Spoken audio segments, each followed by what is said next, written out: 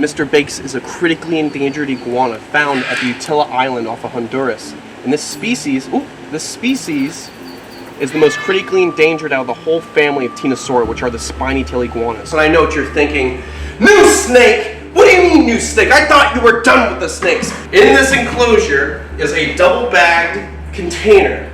In that container, it's taped up. Within the container, it's probably the most dangerous bite you can take off any viper going throughout Central America.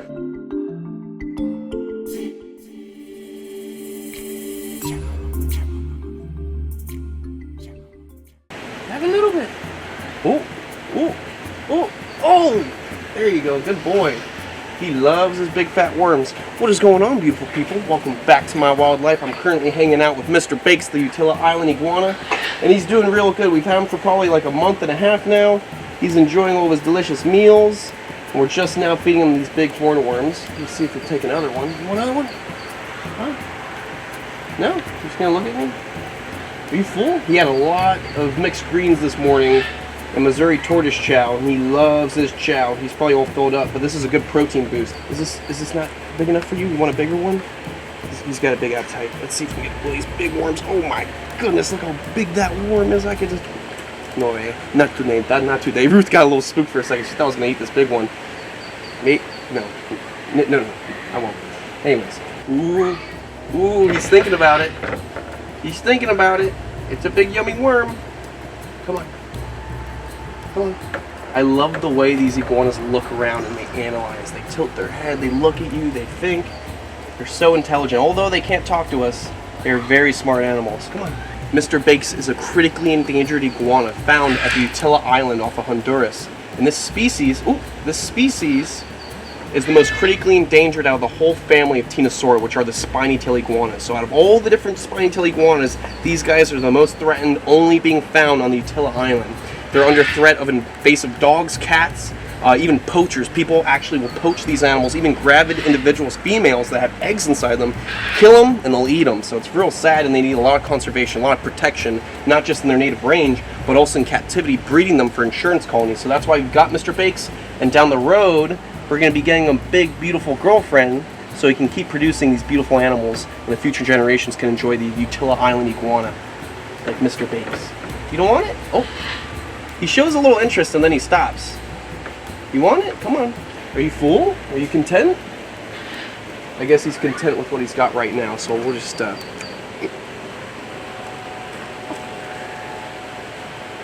move on to the next clip. We got a new snake. Let's go.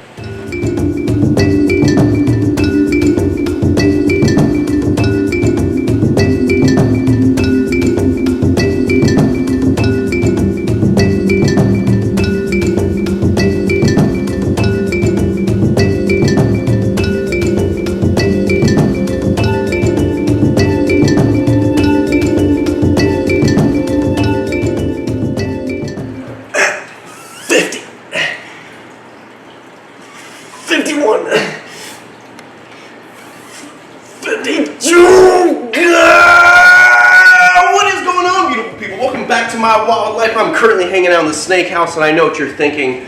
New snake? What do you mean new snake? I thought you were done with the snakes. Yes. Done in the sense of buying new snakes before I moved, because there's a lot to take care of. I'm dealing with a lot of different things.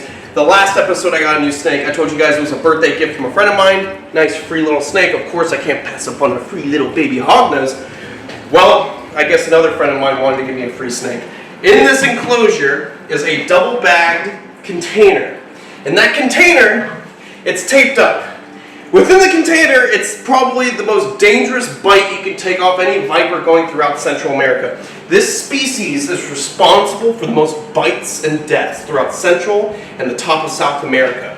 This snake is a snake I've encountered in the wild. Can you guess? Can you guess what kind of snake this is? We've experienced them out in the wild of Costa Rica. It's a beautiful species that I've always wanted, but I haven't gone myself because obviously with all the animals I've got and the money I've been saving for the big move, I didn't want to go out and buy more animals and put a bigger load on my cleaning and whatnot. You guys are probably guessing what it is in the comment section already. That's good. Keep guessing. It's going to be a real steamer of a snake. It's definitely a top tier for handling. When we talk about the mambas, the king cobras, The Chinese sharp-nosed vipers. These are the snakes that stand out the most with athleticism because they are so defensive. That's the best word I can use. I hate using the word angry, mean, because these snakes want nothing to do with us. When I take out my mamba wants to leave the second I bring it out. Of course, I have to intervene and handle my mama, making it retaliate and defend itself. But at the end of the day, all these snakes that I talked to you guys about, all these snakes that I showed you guys, they're defensive. They want nothing to do with us. We got 2 snake bags. So we gotta grab that second bag right here. Make sure it's extra secure because we don't want to mess around with this species. So this is a species that's very defensive, and it's also got a venom to back up that defensiveness. This animal can literally its venom just eats away your blood cells and flesh. There's even been the director of Naked and Afraid, or producer of Naked and Afraid, was walking through the brush in Costa Rica filming, and one of these snakes tagged him on the foot, and the venom basically ate away his foot, making him permanently damaged for the rest of his life. This is Bothrops asper. This is the Fer-de-Lance Tharsiophila. This is the snake that is feared throughout Central and parts of South America because of its athleticism, its venom. This animal is just feared so much because it's the lancehead, it's the spearhead. This is the snake that if you make a mistake with by stepping on it at night in defensive mode, it's going to sink its fangs right into you, and then you're probably going to have to deal with the consequences later. Even if you got anti-venom, a lot of the times their venom is so necrotic that you end up losing a limb. Some of these people who get bit by these snakes are all the way out in the middle of nowhere in the mountains. It takes forever to get where they're at. They're already far away from hospitals and anti-venom. So now they're in a situation where by the time they get to a hospital, their limb is basically rotting. The flesh, the muscle tissue, the skin, the blood cells, everything's just rotting away. Nasty, nasty necrosis. This is a snake you don't make a mistake with. I'm going to put the snake right over here for just a split second. This is the enclosure we're going to be putting it in. It's a real simple enclosure. It's a lock top, just like I was using for my hognose snake. These enclosures are great for all types of snakes because if you look, the top slides in, it locks, and it's a perfect seal to make sure no snakes can sneak out. Because as we know, snakes are escape artists. If they live in an enclosure, they have all day, every day to figure out how they can get out. Now, it also has a lock. We got it labeled Danger Venomous Reptile, so we're good to go. We got our little wire lock and a water ball right here. We're going to be setting this guy up in this enclosure today. Now, big shout out to my good friend Joe. Thank you so much, Joe, for the Fer-de-Lance. Other people would get you cake for your birthday. Other people would get you flowers, but Joe gets you the deadliest snake in Central America. I love you, Joe. Check out Joe. He actually sells a lot of non-venomous snakes, lizards, all kinds of really cool boreal monitor lizards. So if you guys love reptiles and you like non-venomous stuff, you can hit up Joe on Instagram and you can hit him up on his business page on Facebook. I'm going to put the links below. Check him out. Say that Chandler sent you. I love you, Joe. Thank you for this beautiful Fer-de-Lance. And I'm actually going to end up naming this guy Little Joey. What do you guys think? Little Joey after Joe? I think that's a good name. Alright, so let me put this tank to the side. What we're going to be doing first, we're going to have to handle this snake 2 times today. The first initial time we're going to be handling this snake is going to be from the container to this tub right here because we've got just a little bit of water in there. We want to make sure that this snake soaks, it gets hydrated, and it feels nice and good before we put it in the setup. It's going to have a water ball in its new setup. We want to make sure that it actually soaks. So let me slide this forward. We're going to get this lid ready. I'm going to get this container open, and we're going to put the Fer-de-Lance in this container, hopefully nice and smooth, seal it up, then we're going to set up the enclosure, and then later on we're going to take him out of this container and put him into his new setup. Are you guys ready? Are you sure? Are you okay? Everyone stay nice and calm. Let's see. Let me try to do this without upsetting the snake too much because I don't want to rip at this tape and be tossing it around and it throws a little fit. We don't want our little Tharsiophila to fear us too much. We want this snake to get used to me over time. So eventually one day, when this snake is 7 feet long, potentially maybe even 8 feet long, this snake is somewhat calm. Although in nature, it's usually not a calm snake, it's a very defensive one. We want to make sure that this animal gets used to my handling and it's not chaotic every time. Like Allison, my black mamba, like Kobe Dinkelman, my other black mamba, we want to make sure that these snakes get used to me over time so they don't see me as a threat. When I first got Kevin, my King Cobra, he was defensive. He tried to bite me in the nose a couple times. But over time, he got used to my handling and he's not too bad. Justina, she's always been a firecracker and there's not much changing that, but everyone's got a different personality. And we want to make sure we treat these animals with respect, and they have nothing to fear. So let's get this snake out. It is completely untaped. There's barely anything but the clips on the side of the shoebox holding this little fer-de-lance in. All right, popping the sides open real quick. This is a snake I'm not making any mistakes with. You do not want to play any games with a fer-de-lance. You guys ready? Here we go. This snake is just under a year old, and it's probably about 2 feet long. And you can see the second that lid came off, he's picking up all the new scents in the room. He's using his forked tongue, that Jacobson's organ, to pick up the particles in the air, figuring out, am I getting fed? Are we about to deal with a predator? What's going on here? So let's see. I'm gonna gently hook this snake out. We're gonna see, he's already on the move. Now I have handled many fer-de-lance out in the wilds of Costa Rica, so I've got the experience with them. And the good thing is I got my experience with wild fer-de-lance versus just in captivity, so I can expect the worst when it comes to their sporadic movement. Look how beautiful this fer-de-lance is. In French, fer-de-lance actually transfers to lance head or spearhead because of that beautiful spearhead they've got. I gotta actually put this hook down. He's riding up that hook. So let's see him wagging that tail right now? So even though he's not a rattlesnake, in the wild of Costa Rica, they would use that tail vibrating in the brush to actually mimic a rattlesnake by rattling all the leaves around. So this snake would mimic a rattlesnake just by moving that tail dramatically, which is really common not just with the fer-de-lance and rattlesnakes, but with a lot of different snakes around the planet that utilize this evolutionary technique to mimic rattlesnakes. And you can see he's crawling up that stick, and I'm just making my way around him, going nice and slow. We're making it nice and methodical, the way we move around this snake. You don't want to make a mistake. The venom, even at this size, would easily eat away your blood cells and flesh. We cannot take the risk of a bite.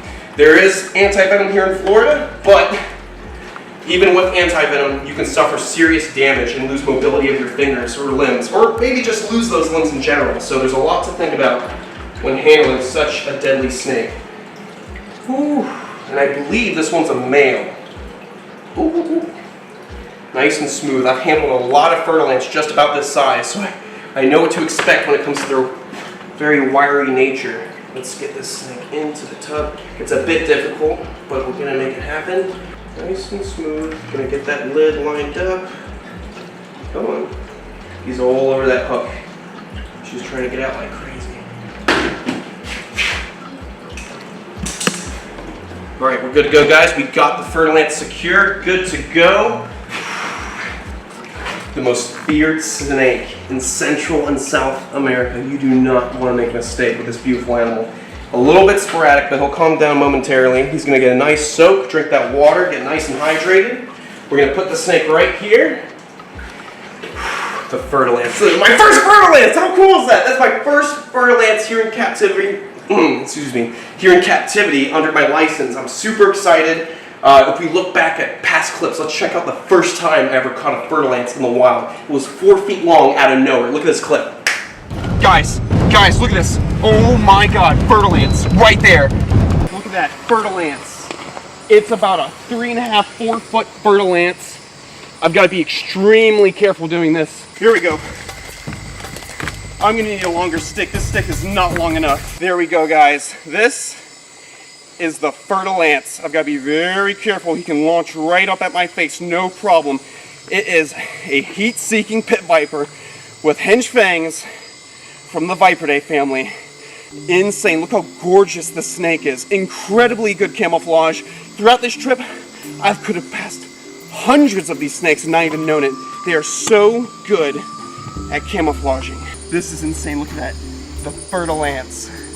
Beautiful South American pit viper. This is the deadliest snake in Central and South America. Not because of toxicity, just because of frequency of bites. That was my first time catching a wild fer-de-lance. I know, crazy, sporadic, very energetic. I was very enthused to find my first wild fer-de-lance at 4 feet long. That thing was thick. That thing was like that thick, but they can get way bigger. They can literally get 8 feet long. That's a huge viper. Big fangs, big venom yield, and a venom that will end your life. And if it doesn't end your life, it's gonna end your use of limbs. You're not gonna have a hand, or you're not gonna have an arm, or maybe you're missing a foot. It is no joke. You would not want to take a bite off a fer-de-lance. That was an incredible experience in Costa Rica. I was happy to find them in the wild, and I'm even happier to have them now in captivity so I can share with you guys. Because not everyone in the world gets the opportunity to travel to these beautiful places and see these animals in their natural habitat. So now you guys can see these animals up close and safely here at the Everglades Outpost and at the new facility down the road. Very exciting stuff.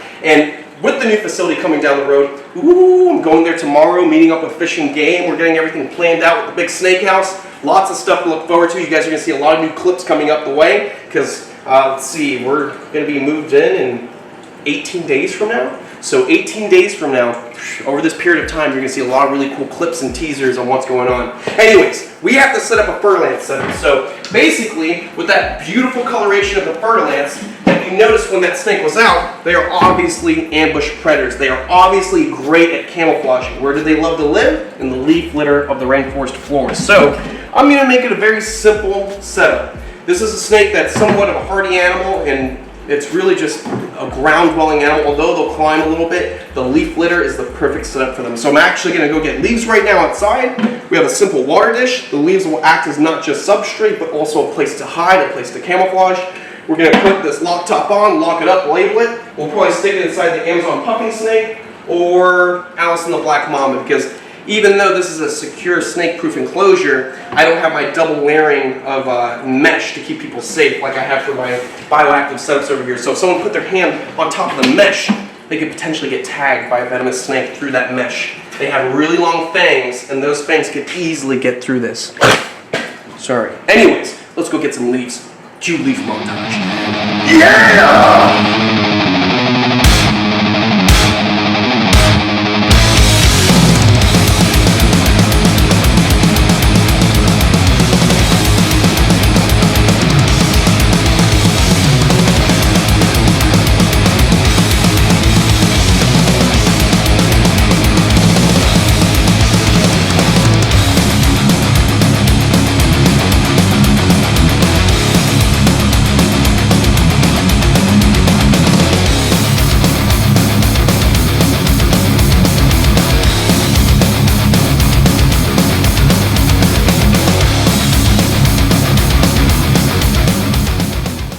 Alright guys, we got our leaves, a nice simple setup with a bunch of leaves and whatnot. I know you guys are thinking, all you did is want to go out and get some leaves. That's not how you set up an enclosure. Guys, it's a fur lance. It lives in the leaf litter out in Costa Rica. These snakes easily camouflage among the leaves. This is what's going to make the snake feel comfortable. If anything, I would probably add soil to the bottom, but we'll do that later on because I just got this snake.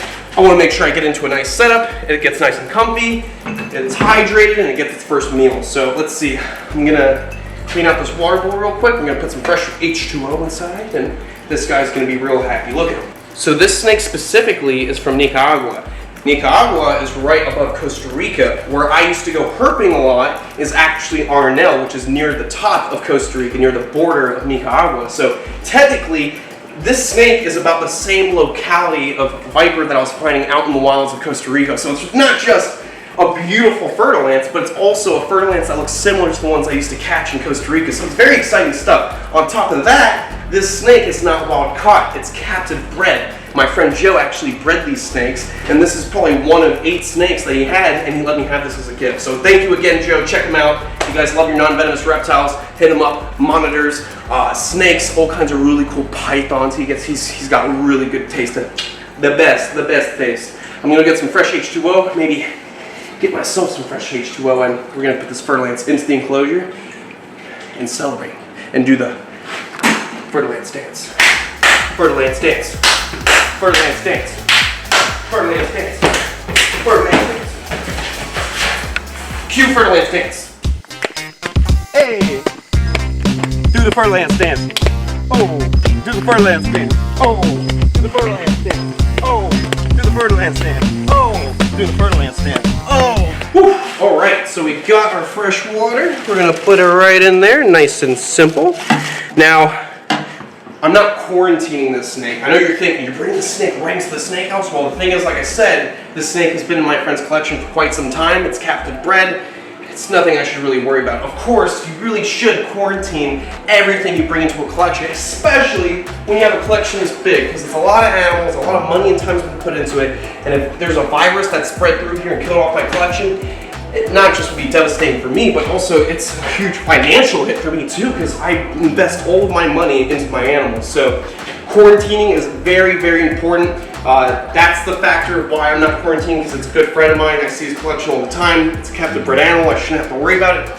But also, I'm in a circumstance where I really can't quarantine anything. This is my main Venomous room. I don't have a spare room to use for quarantining, so it's gonna have to go like this. But at the new facility, I'll be investing into a quarantine building itself. So we have a big main snake house. I'm going to invest in a big shed that we brought out there. We're going to insulate it, snake proof it, and that's going to be a big room where we put all the new snakes. And they'll probably live in there from 6 to 8 months, maybe even a year. So we'll have a whole entire snake house just for quarantine snakes, like future snakes, like maybe more fertile ones or something like that. I'm being a little risky right now, but I trust my friend. He's taking good care of his animals. It's a captive bred. It doesn't have anything. You're calling my snake dirty?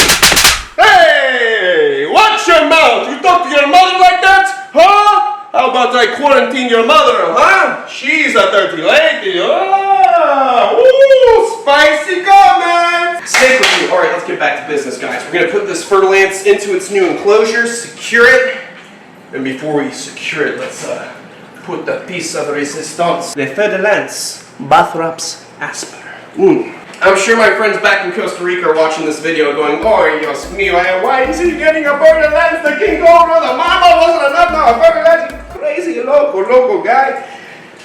What can I say? I can't say no to a gift. All right, so let's get ready. Let's get this snake over here. Let's see, where is it at? Up on the lid right there, so I gotta be very careful.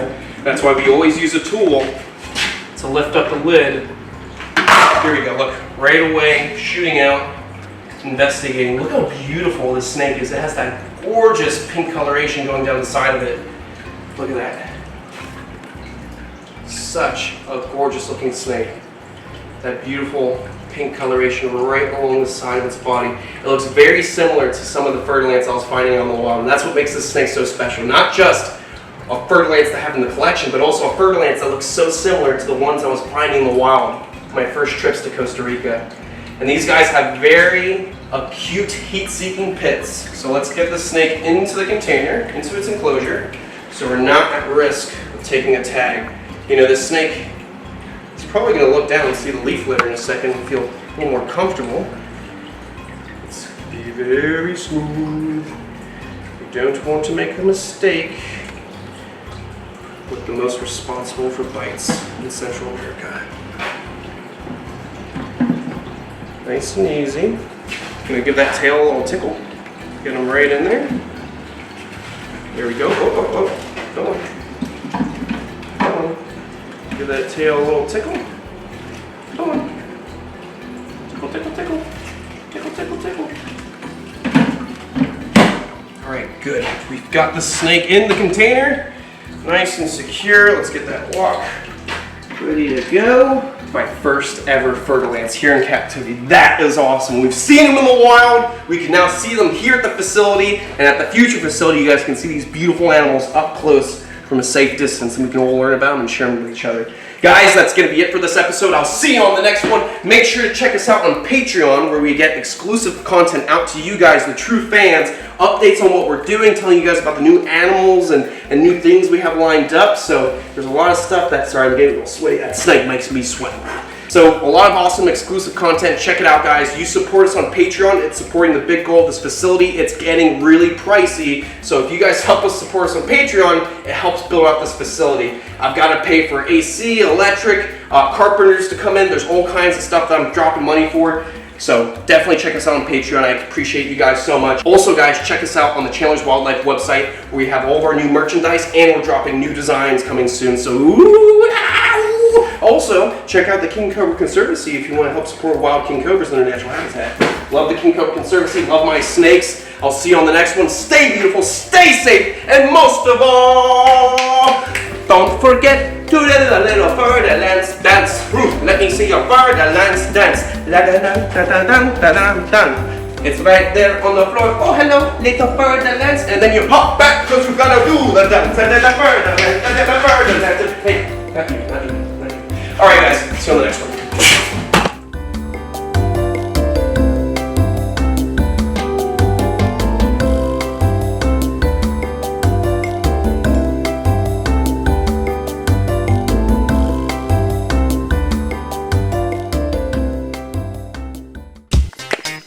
Hey!